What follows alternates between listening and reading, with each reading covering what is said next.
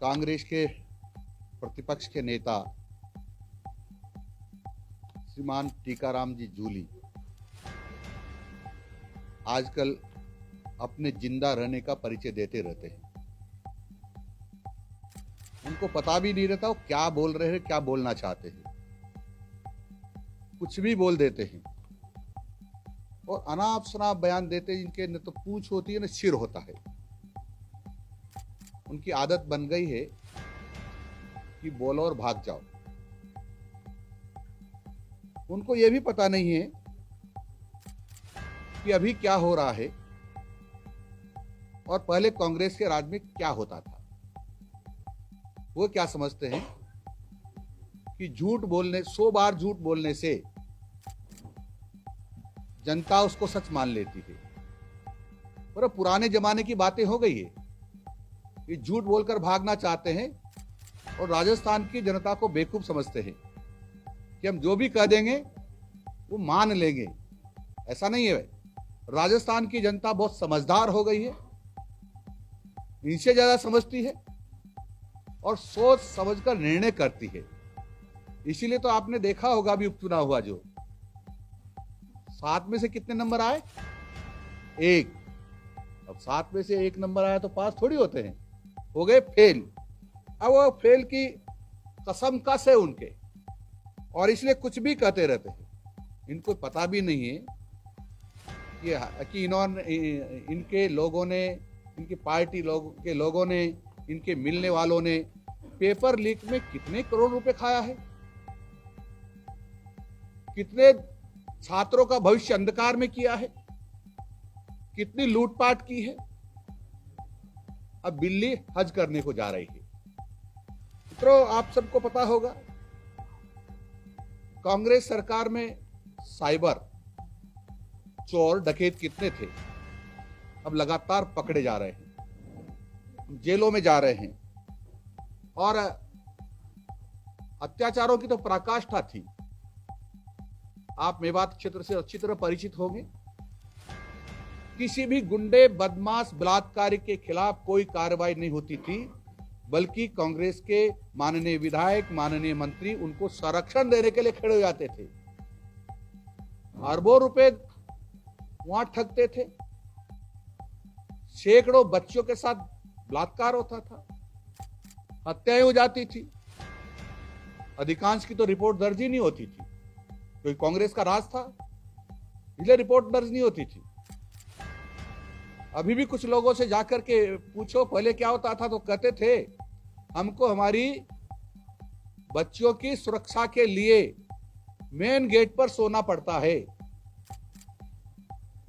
हमको हमारी बच्चियों की सुरक्षा के लिए कानून की अवहेलना भी करनी पड़ती है और कानून की अवहेलना करके भी हम करते हुए 14-15 साल की उम्र में ही बच्चों की शादी कर देते हैं। इतना क्षोभ था, लेकिन अब क्षोभ गायब हो रहा है तो इनको चिंता हो रही है कि हमारे जिनको हम संरक्षण देते थे, बलात्कारियों को, चोरों को, डकैतों को, जिसमें अधिकांश कांग्रेसी भी होते थे,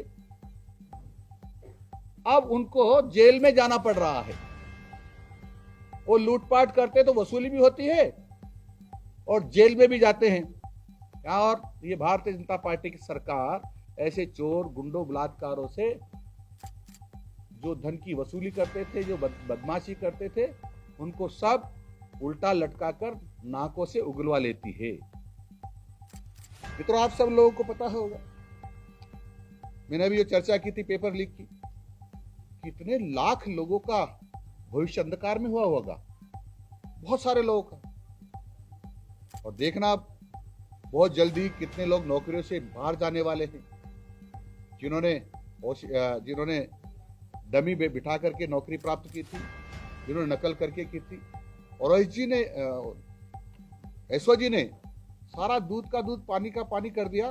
कुछ दिनों के बाद सैकड़ों की संख्या में और नौकरी से वंचित होने वाले हैं।